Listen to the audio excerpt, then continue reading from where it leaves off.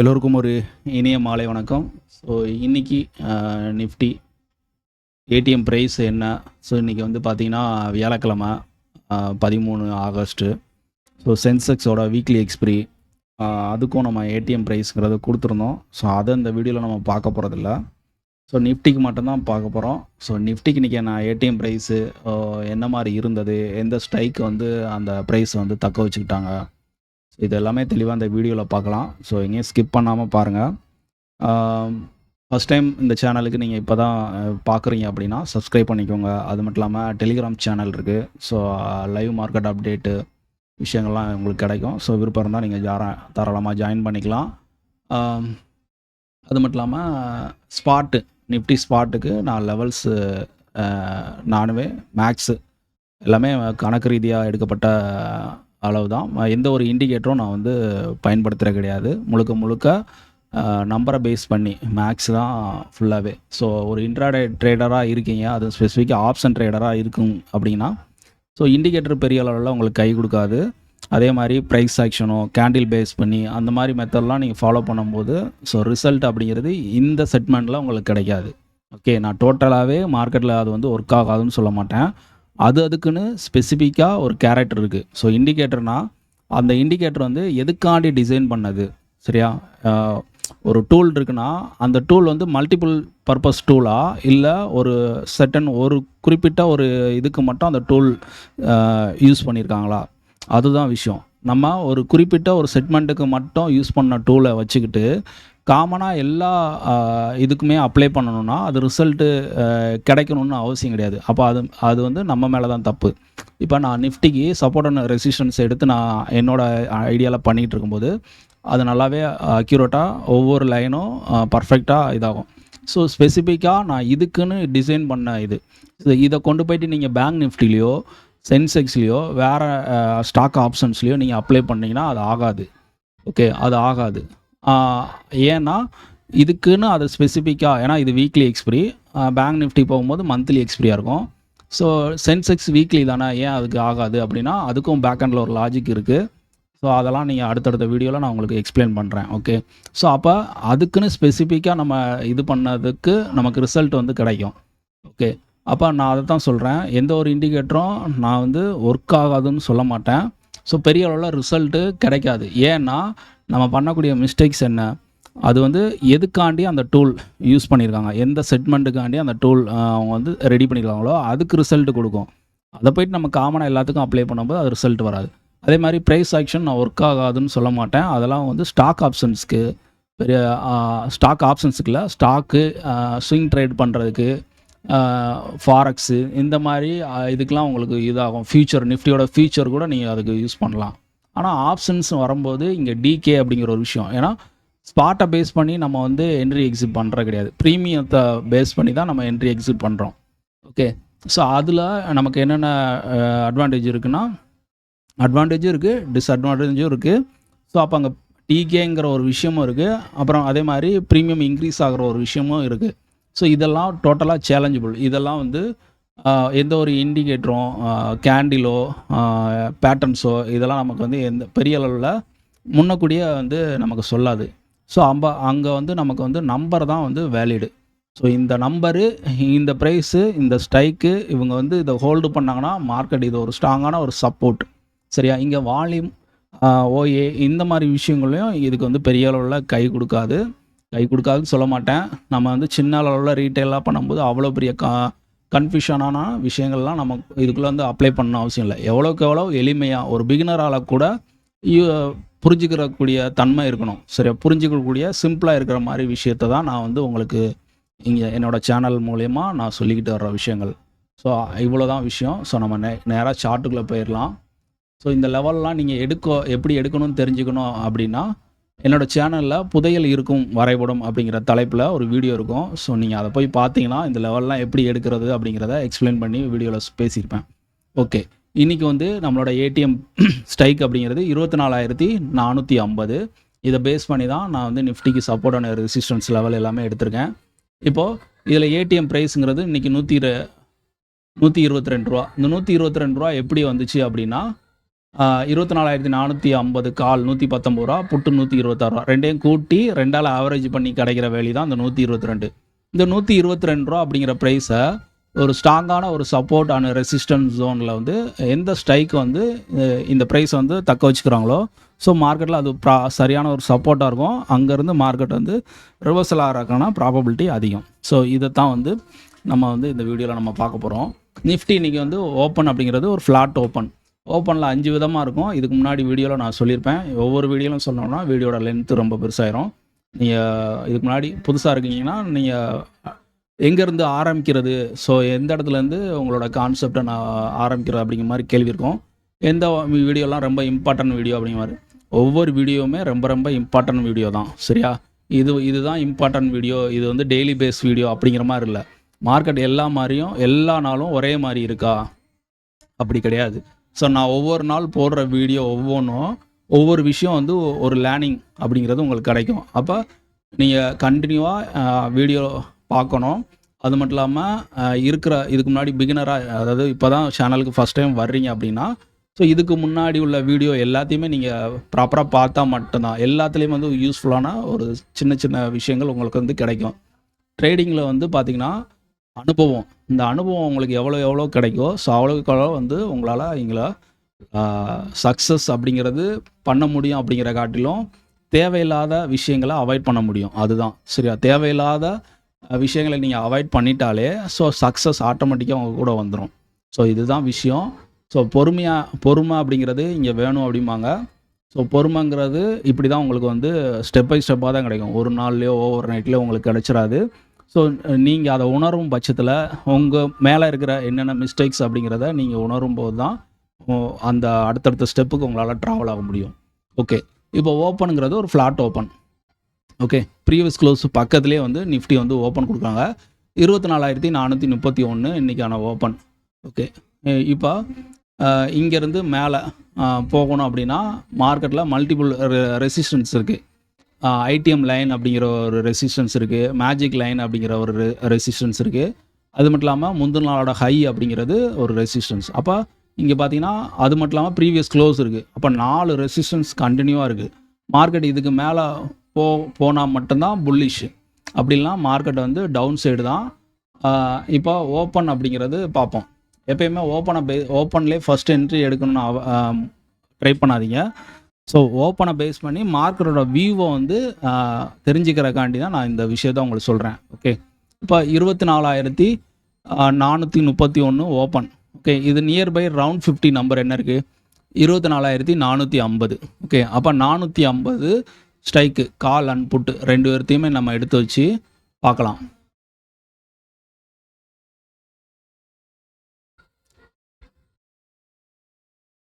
$24,450 காலு, 450 புட்டு. ஓகே, ரெண்டு பேர்த்தையும் எடுத்திருக்கேன். ரெண்டு பேர்த்துக்குமே காமனாக நம்ம ஏடிஎம் ப்ரைஸ் என்னது? 122 ரூபா. அந்த 122 ரூபாயை நீங்கள் மார்க் பண்ணிடுங்க.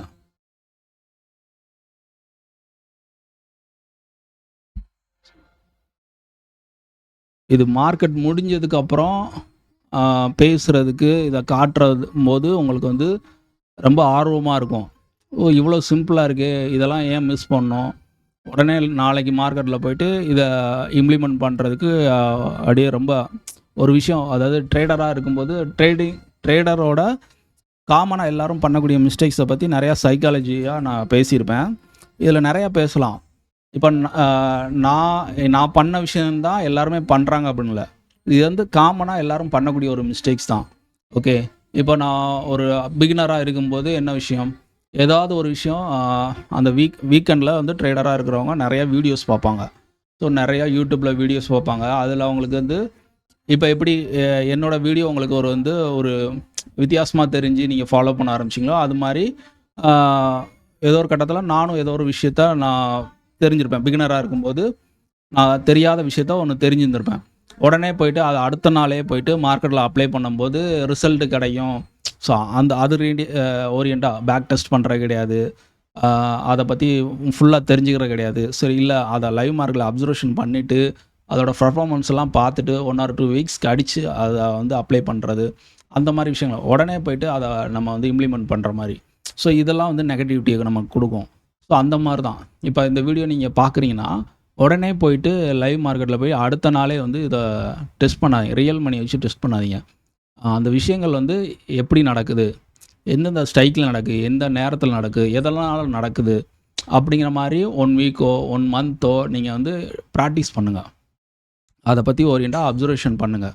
அதில் வந்து நிறையா விஷயங்கள் உங்களுக்கு கிடைக்கும். எவ்ரிடே கொடுக்கக்கூடிய வீடியோஸை பாருங்கள்.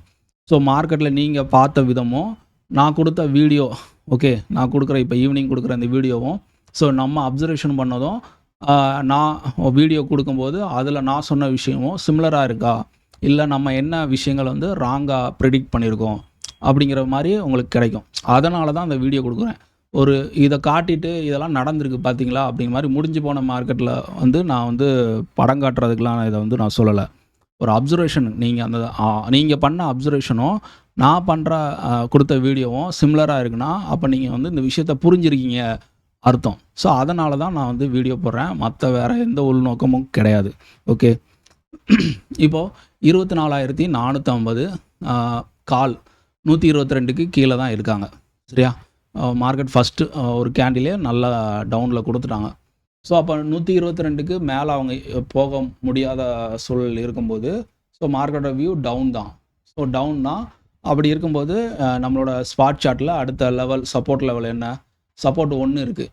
சரியா? சப்போர்ட் 1ங்கிறது சப்போர்ட் லெவல். அதே மாதிரி இந்த மாதிரி இந்த லோ நம்ம மார்க் பண்ணியிருக்க எல்லாமே ஒரு மார்க்கெட்டில் ரியாக்ட் ஆகக்கூடிய லெவல்ஸ் தான். சரியா? மார்க் பண்ணியிருக்க எவ்ரி லைனும் மார்க்கெட்டில் ரியாக்ட் ஆகக்கூடிய ஒரு பாயிண்ட் தான், லைன்ஸ் தான். ஸோ அப்போ இங்கே சப்போர்ட் 1 இருக்குது. ஸோ அங்கேருந்து மார்க்கெட் வர்றது சப்போர்ட் 1, அதுக்கடுத்து ஸ்ட்ராங்காக இருக்குது. ஸோ சிங்கிள் கேண்டிலே மார்க்கெட் ட்ராவல் ஆகிட்டு 1 or 2 கேண்டிலே வந்துட்டாங்க. ஸோ இதை பிரேக் பண்ணாத வரைக்கும் மார்க்கெட் ஃபர்தராக கீழே போகாது. இங்கேருந்து சைட்வேஸாக போகணும், இல்லைனா அப்சைடுக்கு கால் செல்லரோட ப்ராஃபிட் புக்கிங் கொண்டு வரணும். ஓகே, இப்போது இங்கே அப்போ நமக்கு ஃபஸ்ட்டு ஓப்பன்லேருந்து பார்க்கக்கூடிய விஷயம் மார்க்கெட்டோட வியூவை தான் நம்ம பார்க்க போகிறோம். ஓகே, 24,450 கால் இவங்க வந்து 122க்கு மேலே போகாத வரைக்கும் மார்க்கெட் வந்து அப்சைடு வியூ அப்படிங்கிறது கிடையாது. செல் on rice. Okay, sell on rice இதுதான் விஷயம். ஓகே, இப்போது மார்க்கெட் வந்து நம்ம சப்போர்ட்டு S1 பக்கத்தில் வந்துட்டாங்க. 24,324 அப்படிங்கிறது இது நியர்பை ரவுண்ட் 50 என்ன இருக்குது, 24,300 அப்படிங்கிற ஸ்ட்ரைக் இருக்குது. Okay, round 50 strike 24,300. ஓகே, இங்கே மேலே பார்த்தா 24,350க்கு. ஸோ நம்ம இது கீழே உள்ள லெவலில் எடுத்துக்கலாம். ஸோ 300, 350 இந்த 2 ஸ்ட்ரைக்கையும் பார்க்கலாம். இதோட பர்ஃபார்மன்ஸ் வச்சுட்டு மார்க்கெட் ஃபர்தராக கீழே போகிறதுக்கு ப்ராபபிலிட்டி இருக்கா, இல்லை மேலே வர்றதுக்கு ப்ராபபிலிட்டி இருக்கான்னு நம்ம பார்க்க முடியும். அப்போ இங்கே 24,300 ஸ்ட்ரைக்கை வச்சு பார்ப்போம். 300 கால், 300 புட்டு. ஓகே, இதுலேயும் பார்த்தீங்கன்னா காமனாக நம்ம 2 பேத்துக்குமே வந்து 122 ரூபா அப்படிங்கிற லெவலை வந்து மார்க் பண்ணிடலாம். 122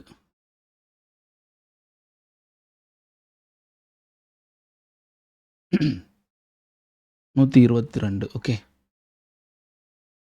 இப்போ பார்த்தீங்கன்னா 300 புட்டு 122க்கு கீழே தான் இருக்காங்க. 300 கால் 24, 300 காலும் 122க்கு மேலே இருக்காங்க. அப்போ இங்கே வந்து கால் தான் ஸ்ட்ராங்காக இருக்காங்க, புட்டு வீக்காக தான் இருக்காங்க. கீழே போகிறதுக்கான ப்ராபபிலிட்டி ஸ்ட்ரென்த் அப்படிங்கிறது புட் சைடுக்கான இல்லை. சரியா? 350 பார்க்கலாம். 24,350 கால் அண்ட் புட் பார்க்கலாம். இதோட ஃபைட்டிங் எப்படி இருக்குன்னு பார்க்கலாம்.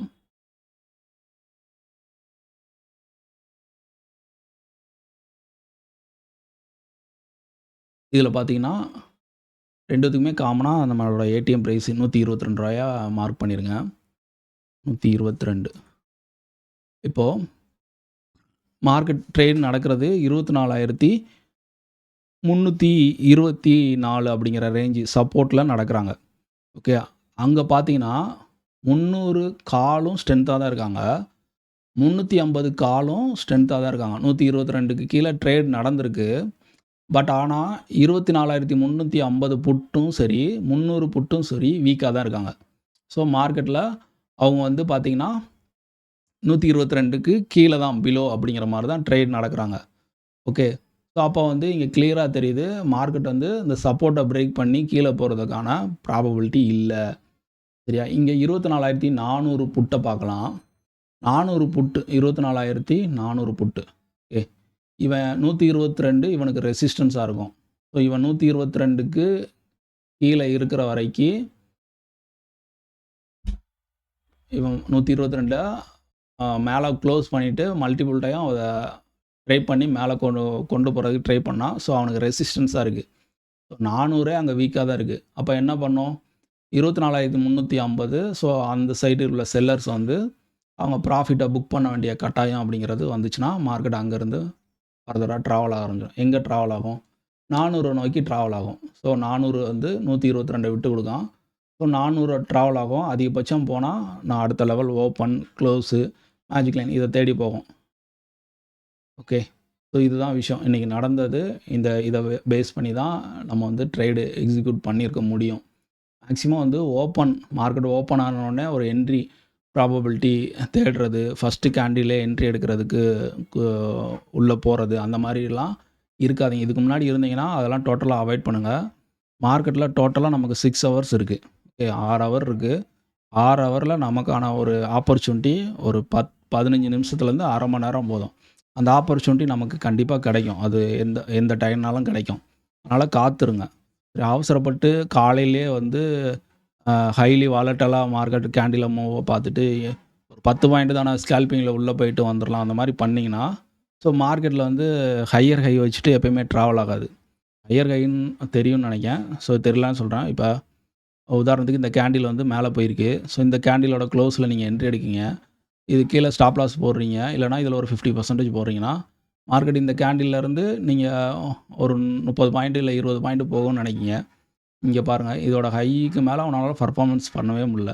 ஸோ அப்போ 50% டார்கெட்டை உங்களுக்கு இங்கே அடிச்சிருந்துருப்பான்.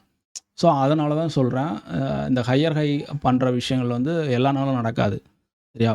ஆப்ஷனை பொறுத்த வரைக்கும் டிகேங்கிற ஒரு விஷயம் இருக்கும். அதனால் ஹையர் ஹை அப்படிங்கிறது நடக்காது. அதனால் கேர்ஃபுல்லாக இருங்க. ஃபஸ்ட்டு என்ட்ரியே எடுக்கணும். மார்னிங்கே ஒரு ½ அன் ஹவரில் ஒரு என்ட்ரி எடுக்கணும். குயிக்காக அந்த வால்டாலிட்டி மூவில் எடுக்கணும் அப்படிங்கிற மாதிரி நினைக்கும்போது அது ஹை ரிஸ்க்கு. ஸோ அப்போ ஹை ரிஸ்க்கு ட்ரேட் எடுக்கும்போது அங்கே உங்களுக்கு வின்னிங் ப்ராபபிலிட்டியும் கம்மியாக தான் இருக்கும், ரிஸ்க்கு அதிகமாக இருக்கும். அதனால் வெயிட் பண்ணி இந்த மாதிரி ரிவர்சல் ஆப்பர்ச்சுனிட்டி நீங்கள் பிக் பண்ணும்போது உங்களுக்கான ஸ்டாப் லாஸும் சிறுசாக இருக்கும், ரிவார்டு பெருசாக இருக்கும். அப்போ ஒரு ரிலாக்ஸாக ஒரு ட்ரேட் பண்ண அந்த ஒரு ஃபீல் உங்களுக்கு வந்து இருக்கும். சரியா? நான் எப்போயுமே ரிவர்சல் ட்ரேட் தான் எக்ஸிக்யூட் பண்ணுவேன். ஸோ அதுக்காண்டி வெயிட் பண்ணி தான் போவோம். ஸோ ட்ரேடு அந்த டேயில் கிடைக்கலனாலும் ஒன்றும் பிரச்சனை இல்லை. ஸோ நோ ட்ரேடு எடுக்கலைனாலும் நமக்கான கேபிட்டல் அங்கே சேவ். கட்டாயம் ட்ரேட் எடுக்கணும்னு அவசியம் கிடையாது. அதே மாதிரி எக்ஸ்ட்ரா ஒரு அழுத்தத்தோட, ஒரு கமிட்மெண்ட்டோட, ஒரு எதிர்பார்ப்போட மார்க்கெட்டை அணுகுனீங்கன்னா உங்களுக்கு ஏமாற்றம் வந்து கிடைக்கும்போது அது ரொம்ப விரக்தியோட உச்சத்துக்கே கொண்டு போயிடும். அதனால் ஒரு கமிட்மெண்ட்டு, ஒரு எதிர்பார்ப்பு, ஒரு ஆர்வம், அதே மாதிரி ஒரு நியூஸை அடிப்படையாக வச்சு அந்த நியூஸ் வந்து உங்களுக்கு ஒரு நெகட்டிவ் நியூஸாக இருந்திருக்கும். அதை ஃபோக்கஸ் பண்ணி மார்க்கெட் இன்றைக்கி டவுன் சைடு தான் அப்படிங்கிற மாதிரி வியூவில் போகும்போது மார்க்கெட் ஆனால் அதுக்கு ஆப்போசிட்டாக இருக்கும், புல்லிஷாக இருக்கும். சரியா? நீங்கள் உங்களோட வியூ எல்லாமே அந்த நியூஸை அடிப்படையாக வச்சுட்டு ஒரே டவுன் சைடுக்கான ஒரு வியூ. ஆனால் மார்க்கெட் நல்லா புல்லிஷாக இருந்துட்டு அப் சைடு ஒரு கால் ஆப்ஷன் எடுத்திருந்தால் நல்லா ரிட்டர்ன்ஸ் கிடைச்சிருவோம்.